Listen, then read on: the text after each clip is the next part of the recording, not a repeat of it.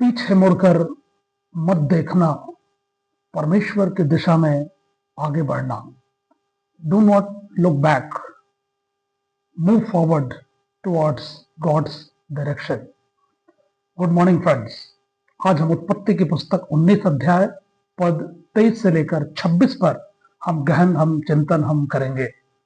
क्या आपने कभी ऐसा समय आपने देखा है जब परमेश्वर ने आपको किसी चीज से दूर बुलाया है, किसी स्थान से हटने के लिए उसने कहा है आपको, परंतु आपका जो मन है वो उसी चीज की ओर आकर्षित हुआ हो?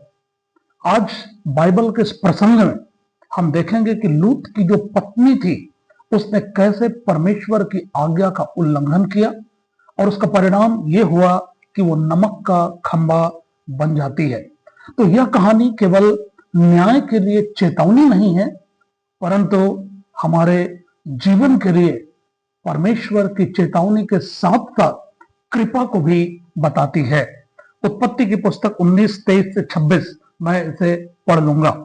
लूत के सोवर के निकट पहुंचते ही सूर्य पृथ्वी पर उदय हुआ।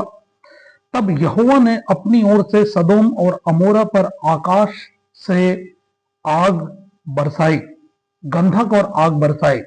25 और उन नगरों को, उस संपूर्ण तराई को और नगरों के सब निवासियों को भूमि की सारी उपज समेत नष्ट कर दिया।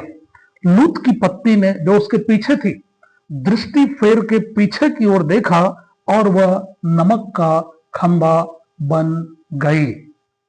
राइट। सदोम और अमोरा एक ऐसा नगर था जो पाप में पूरी तरह से लिप्त था। यहां पर घमंड, अन्याय और नैतिक भ्रष्टता पूरी तरह से बढ़ी हुई थी। परमेश्वर ने लूत को अपने स्वर्गदूतों के माध्यम से उसने बाहर निकलने की उसने चेतावनी दी और उसने कहा कि पीछे मत देखना और उस तराई में, मैदान में मत ठहरना, पहाड़ में भाग जाना।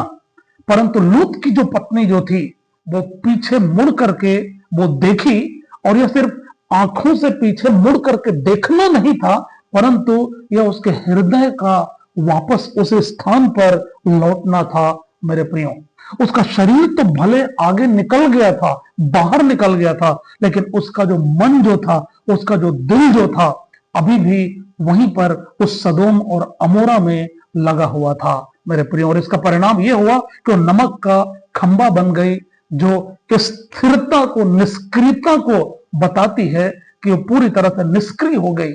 और ये चेतावनी परमेश्वर देता है। राइट। तो परमेश्वर का जो न्याय जो है वास्तविक है। ठीक है। सदोम और अमोरा का विनाश केवल पुराने समय की कहानी नहीं है, बल्कि यह दिखाता है कि परमेश्वर जो है पाप को कभी भी हल्के में नहीं लेता है। परमेश्वर न्याय करने वाला परमेश्वर है। परमेश्वर दयालु तो है, लेकिन विलंब से वो क्रोध करने वाला वो परमेश्वर है। परमेश्वर का धैर्य महान है, परंतु उसका न्याय जो है उसके स्वभाव का हिस्सा है। परमेश्वर न्याय अवश्य करता है। लूत की पत्नी का पीछे देखना, ठीक है, एक समर्पण में असफलता के प्रतीक को बताता है। राइट। पूरी तरह से परमेश्वर के पीछे न चलने के एक प्रतीक को बताता है, दृष्टांत को बताता है। आपने देखा होगा कि लूका रचित सुसमाचार 17 अध्याय में जब प्रभु यीशु मसीह अंत के दिनों का बात करते हैं, वो अपने दोबारा आगमन का बात करते हैं, उसने नूह के जमाने का भी उसने दृष्टांत दिया। उसने बताया कि नूह के जमाने में भी लोग जो है, जब तक कि जल प्रलय नहीं आया तब तक लोग खाते रहे, पीते रहे, उनमें शादी और विवाह होते रहे, और उन्होंने नूह के बात को अनसुनी कर दी, और जल प्रलय आया एकाएक और सबका विनाश हो गया। वैसे ही लूत के दिनों के बारे में भी प्रभु यीशु मसीह बताते हैं। अगर मैं इसे पढ़ूं लूका रचित सुसमाचार उसके 17 अध्याय में, तो इस तरह से यहां पर लिखा हुआ है। देखिए 28 पद से, और जैसा लूत के दिनों में हुआ था कि लोग खाते पीते, लेन देन करते, पेड़ लगाते और घर बनाते थे, परंतु जिस दिन लूत सदोम से निकला, उस दिन आग और गंधक आकाश से बरसी और सबको नष्ट कर दिया। मनुष्य के पुत्र के प्रकट होने के दिन भी ऐसा ही होगा। और तब 32 पद में वो कहते हैं, लूत की पत्नी को स्मरण रखो। ये चेतावनी देता है। प्रभु यीशु मसीह ने चेतावनी के रूप में उसने लूत की पत्नी को स्मरण दिलाया।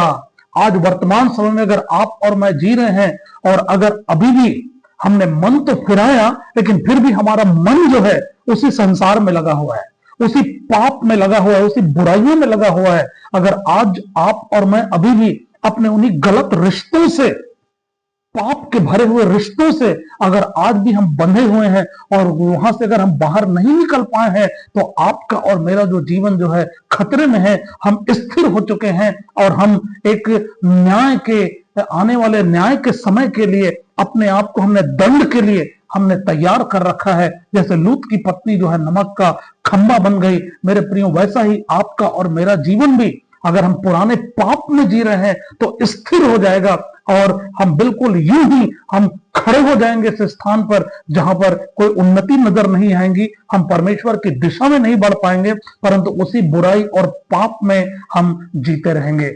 आपको जांचने की आवश्यकता है कि आपकी जिंदगी आज वर्तमान में आज कहां पर है।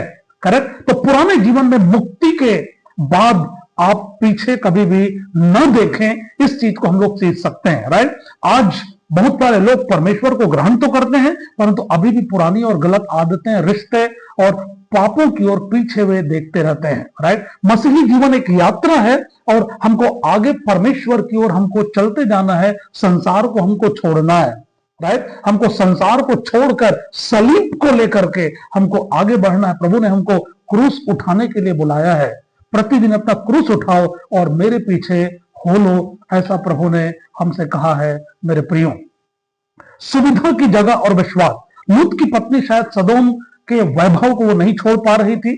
आज हमको भी चुनना है कि क्या आज हम अपने उस पाप के आनंद से भरे हुए जीवन में हम लोग जीने का चुनाव करते हैं, और या फिर परमेश्वर की आज्ञा को मानकर उन बुराइयों को छोड़कर हम प्रभु के रास्तों पर एक नई दिशा में हम चलने की शुरुआत हम करते हैं। क्योंकि बाइबल बताती है कि जो कोई मसीह यीशु में है वो नई सृष्टि है, पुरानी बातें बीत गई, देखो सब कुछ नया हो गया। मेरे प्रियो, आपका जो जीवन जो है दूसरों के लिए गवाही है। जैसे लूत की पत्नी की बात हम करें, ठीक है, तो लूत की जो पत्नी का जो जीवन जो था एक चेतावनी बन गया, एक दृष्टांत बन गया। राइट? जो पाप में आज भी जीते हैं, जो प्रभु का नाम तो लेते हैं लेकिन अभी भी बुराइयों में अगर जी रहे हैं, तो उसका जो जीवन जो है दृष्टांत बन गया चेतावनी के लिए। लेकिन अगर आज आप और मैं आज्ञा का पालन हम करेंगे तो नूह के समान और लूत के समान आपका और मेरा जो जीवन जो है आज्ञाकारी के लिए एक गवाही बन जाएगी और दृष्टांत बन जाएगा कि हमने परमेश्वर की आवाज को सुनकर पाप और बुराइयों को छोड़कर हमने प्रभु के पीछे हमने चलना हमने शुरू किया। मेरे प्रियो, यदि परमेश्वर ने आपको आपके जीवन के किसी पुराने उस पाप से भरे हुए जिंदगी से अगर बाहर उसने आपको निकाला है, राइट, तो आप बाहर निकल जाइए। अपने मन को आप पूरी तरह से फेर लीजिए, क्योंकि प्रभु यीशु मसीह ने कहा मन फिराओ क्योंकि परमेश्वर का राज्य निकट आ गया है। मन फिराओ, स्वर्ग का राज्य निकट आ गया है। मन फिराने का मतलब होता है पश्चाताप करना। राइट? ग्रीक में जो शब्द है, ठीक है, मेटानोयो, जिसका अर्थ ही होता है कि एक व्यक्ति अपने पाप के लिए रोता है, वो पूरी तरह से उन चीजों से मुड़ जाता है और अपने जीवन में एक नई सुधार की दिशा में वो आगे बढ़ता है जिधर परमेश्वर उसको लेकर के जाता है। ऐसा ही पश्चाताप परमेश्वर आपसे और मेरे जीवन से वो चाहता है। राइट? तो पीछे देखना, अपने पुराने जीवन को देखना, इसका मतलब यह है कि अतीत में फंस जाना है, अपने पापी स्वभाव में फंस जाना है, बुराइयों में फंसना है। क्या आज आप अपने पुराने जीवन के पाप में फंसे हुए हैं? आज आपको परमेश्वर ने मौका दिया है। आज आपको सोचने की आवश्यकता है और जांचने की आवश्यकता है। आगे देखने का मतलब होता है एक विश्वास की दृष्टि, राइट, एक आशा की दृष्टि, और परमेश्वर के दृष्टि से हम उस उच्च भविष्य को हम देख सकते हैं जिसके लिए परमेश्वर ने आपको और मुझको बुलाया है। मेरे प्रियो, चुनाव हमेशा मनुष्य का है।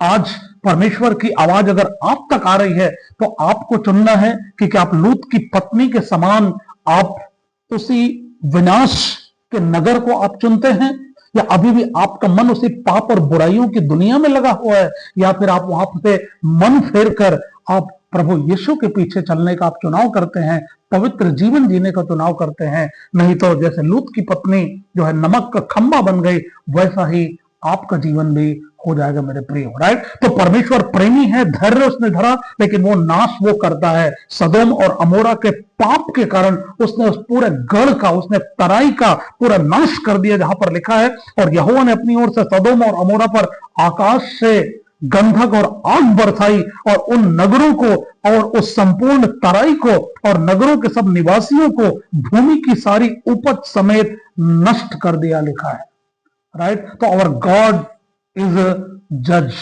ठीक है, God is God of judgement, वो न्याय का परमेश्वर है, उसने न्याय उसने किया है, राइट। तो न्याय आने वाला है, प्रभु यीशु मसीह आने वाले हैं। उसने कहा है कि देख मैं शीघ्र आने वाला हूं, और वो बादलों पर वो आएगा। हो क्या आज आप और मैं उसके आगमन के लिए तैयार हैं? अगर नहीं तो एक और मौका परमेश्वर ने आज दिया है कि पूरी तरह से पश्चाताप करें, मन फिराएं, अपने पापों को छोड़ें और हम हमारे परमेश्वर के लिए तैयार रहें, पवित्र जीवन जिएं और उसके दिशा में और उसके निर्देश में हम आगे बढ़े। परमेश्वर आप सबको आशीष दे।